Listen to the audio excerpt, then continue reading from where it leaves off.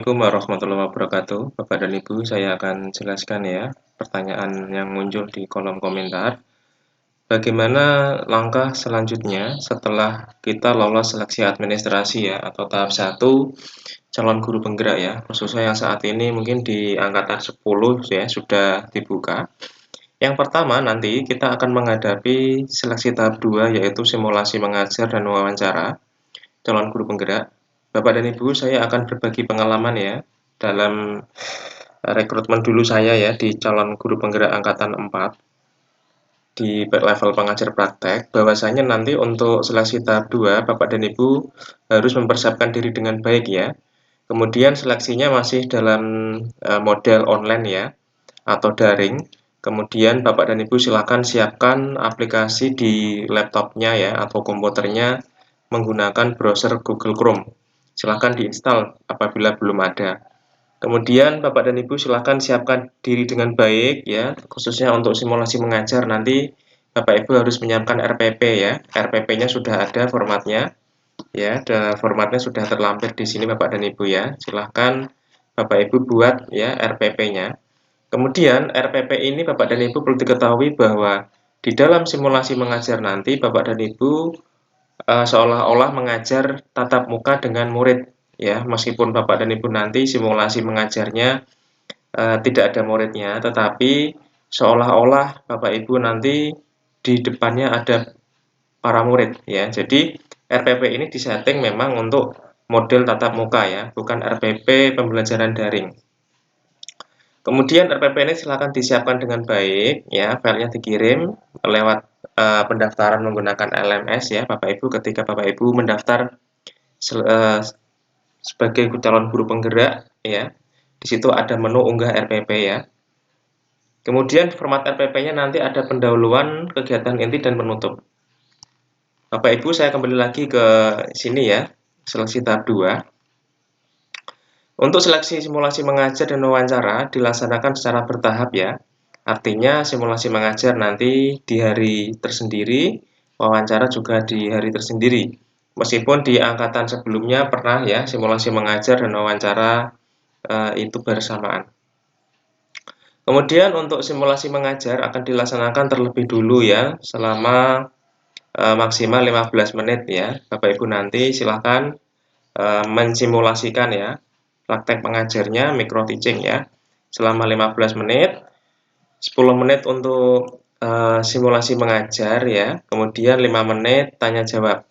Kemudian lalu akan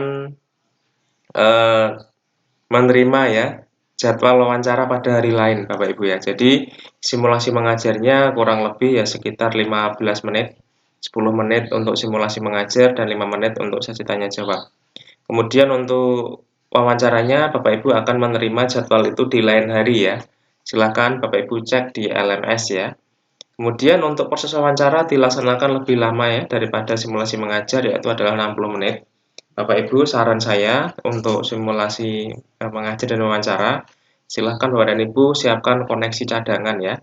Koneksi cadangan internet, jangan sampai ketika mungkin listrik padam, ya jaringan internet mati, Bapak Ibu pasti punya koneksi cadangan. Nah, untuk listrik mati, listrik padam biasanya Bapak Ibu kalau menggunakan laptop, upayakan baterainya masih terisi full ya. Usahakan baterainya itu tahan sampai 60 menit ya. Seandainya nanti tes wawancara berlangsung, listrik padam, Bapak dan Ibu masih bisa melaksanakan proses wawancara karena wawancaranya juga online. Kemudian nanti akan ada 2 asesor yang akan memberikan nilai Bapak dan Ibu ya. Kemudian peserta diharapkan hadir 5 menit. Bapak dan Ibu silahkan apabila misalnya wawancaranya jam 10 pagi ya, Bapak dan Ibu harus sudah siap jam 9.45 lah ya. 5 menit di sini, tetapi kita lebih amannya 15 menit sebelum waktunya Bapak Ibu sudah ready ya, artinya sudah di dalam ruangan, kemudian perangkatnya siap, laptop, koneksi cadangan, dan Bapak Ibu sudah dalam kondisi login di Google Meet yang sudah disediakan di LMS. Kemudian alat-alat yang diperlukan juga harus disiapkan Bapak dan Ibu ya, perangkat mengajarnya ya, mungkin Bapak Ibu bisa mencetak RPP-nya ya, kemudian jangan lupa Bapak Ibu disiapkan untuk KTP ya, karena nanti akan ada permintaan menunjukkan KTP ya, Bapak Ibu ya. Dulu saya diminta untuk menunjukkan KTP, tunjukkan ke kamera. Kemudian Bapak dan Ibu nanti akan ada Bapak Ibu ya, akan ada panduan ya dari asesor ya. Bapak Ibu silahkan mengikuti kegiatan wawancara dengan baik sesuai dengan arahan asesor. Kemudian ketika ditanya, Bapak dan Ibu silahkan dijawab ya, dijawab dengan jujur. Karena apa? Pertanyaan nanti itu setelah Bapak Ibu jawab, maka biasanya kalau dulu saya itu akan ada pertanyaan berikutnya. Sehingga Bapak dan Ibu kalau misalnya menjawab dengan jujur itu enak ya, karena memang sudah sesuai dengan apa yang Bapak Ibu lakukan. Tetapi kalau Bapak dan Ibu mohon maaf menjawabnya itu di rekayasa ya, atau mungkin tidak sesuai dengan kenyataan, Bapak Ibu nanti akan bingung ya bagaimana nanti akan menjawab selanjutnya karena jawaban pertama sudah berbohong.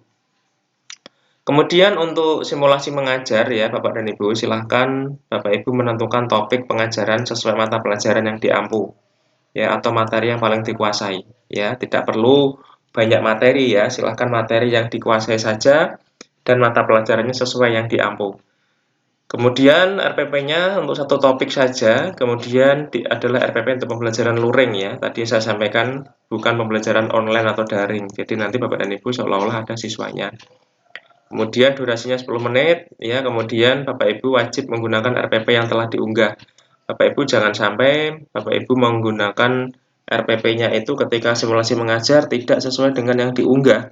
Ya, karena asesor bisa jadi nanti asesor akan mendownload ya RPP yang Bapak Ibu upload. Apabila tidak sesuai dengan yang Bapak Ibu praktekkan, maka ya nanti tidak akan sesuai ya, tidak sinkron. Kemudian karena pembelajaran berlangsung secara singkat selama 10 menit, maka Bapak Ibu fokus pada pembuka dan inti pembelajaran.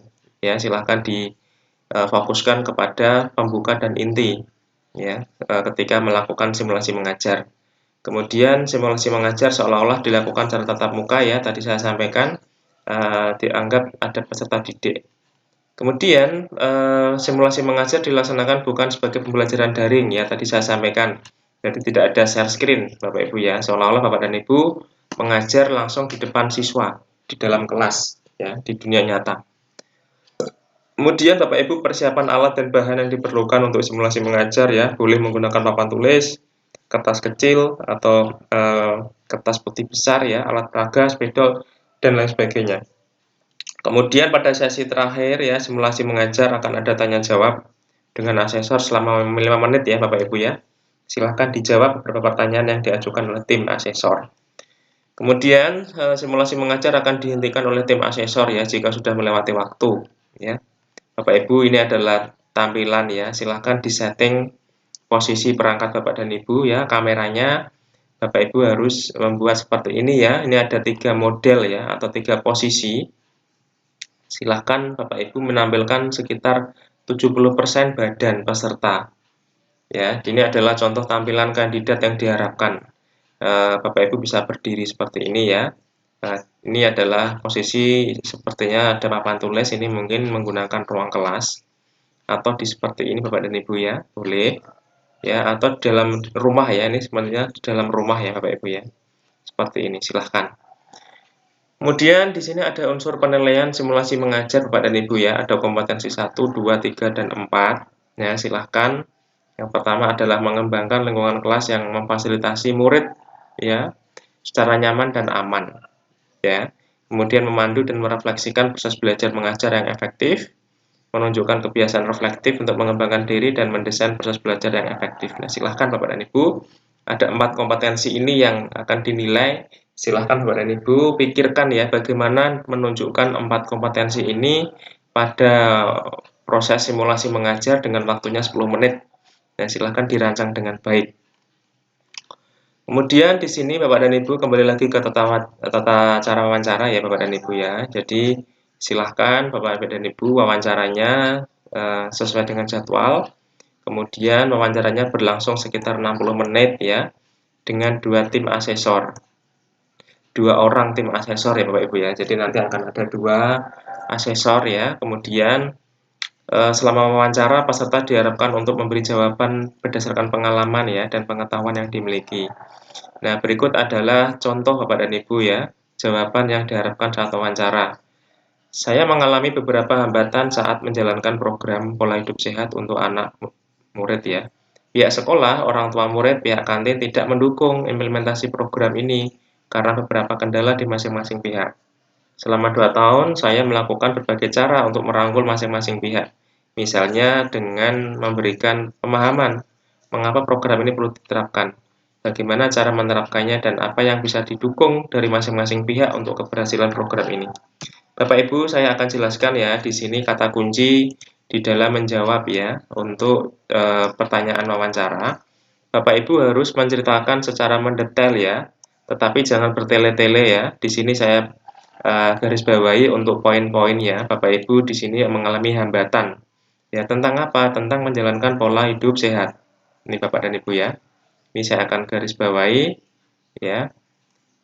Kemudian pihak sekolah, orang tua murid tidak mendukung, ini akan hambatan Bapak Ibu ya, ini kan hambatan dari tadi yang disampaikan. Siapa yang nggak mendukung? Pihak sekolah, orang tua, pihak kantin ya, dalam implementasi program. Tetapi Bapak dan Ibu punya tindakan. Ya, tindakannya apa? Tindakannya adalah merangkul masing-masing pihak, ya, menjelaskan dan memahamkan ya, kenapa program ini perlu diterapkan. Bagaimana caranya? Kemudian apa yang bisa dilakukan? Ya, apa yang bisa dilakukan ya. Kemudian bagaimana mengatasi kekhawatiran dan ketakutan masing-masing pihak dan hasilnya Bapak dan Ibu ini adalah intinya ya. Hasilnya di akhir tahun kedua dan memasuki tahun ketiga masing-masing pihak menunjukkan dukungan terhadap program saya. Bapak Ibu, ini adalah jawaban yang diinginkan saat wawancara ya. Jadi bukan jawaban yang singkat, padat ya, meskipun jelas tetapi kurang bisa menceritakan prosesnya. Jadi silakan Bapak dan Ibu, di sini saya sampaikan bahwa ketika wawancara silakan jawablah dengan detail ya. Prosesnya ceritakan tidak bertele-tele, tetapi benar-benar Bapak dan Ibu prosesnya itu diceritakan dengan runtut ya. Misalnya Bapak dan Ibu pernah membuat program apa, hambatannya apa, pihak-pihak yang kira-kira menghambat siapa, yang tidak setuju siapa ya. Kemudian bagaimana Bapak dan Ibu mengatasinya. Dan tentunya hasilnya seperti apa ini Bapak dan Ibu, ini sangat penting sekali. Itu Bapak dan Ibu ya informasi dari saya ya. Tadi saya sudah menceritakan pengalaman saya mengikuti seleksi calon guru penggerak ya di level pengajar praktek, meskipun pengajar praktek tetapi hampir sama ya kriterianya. Kemudian metode wawancara dan simulasi mengajarnya juga hampir sama. Semoga dengan sharing pengalaman saya ini Bapak dan Ibu bisa menjadi lebih mudah ya dan dimudahkan di dalam proses seleksi, simulasi mengajar dan wawancara. Terima kasih Bapak dan Ibu, semoga bermanfaat. Silahkan subscribe bagi yang belum subscribe, bagi yang sudah terima kasih. Silahkan di-share apabila dirasa bermanfaat. Wassalamualaikum warahmatullahi wabarakatuh.